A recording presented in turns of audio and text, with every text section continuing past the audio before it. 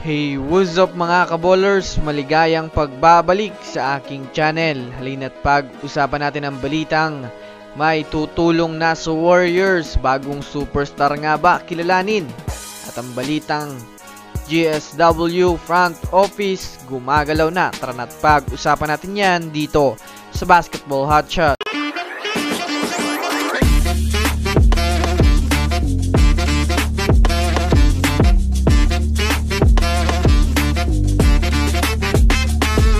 Una nga muna tayong dumako mga kaballers sa pagnanakaw ng NBA player na si Ryan Rollins.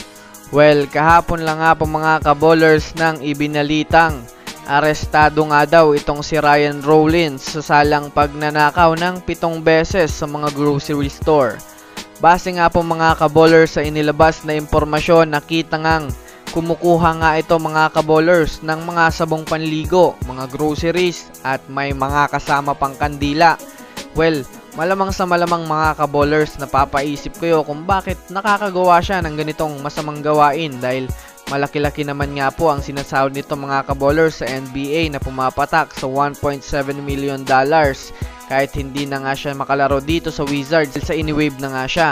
Kung susumadayan nga natin mga kaballers, walang rason nga po para siya ay magnakaw dahil na rin sa mayroon naman siyang malaking pera nakikitain, kaya talagang isang malaking katanungan sa kanya kung bakit nagagawa niya ang mga ito.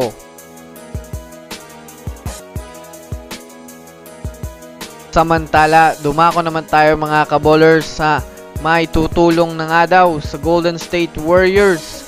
Sa pagkakapanalo nga po mga kaballers ng Warriors kanina sa mismong home court ng Chicago Bulls ay marami nga po ang natutuwang mga fans dahil na rin sa maganda nga po lahat ang ipinakitang performance ng kanilang mga players.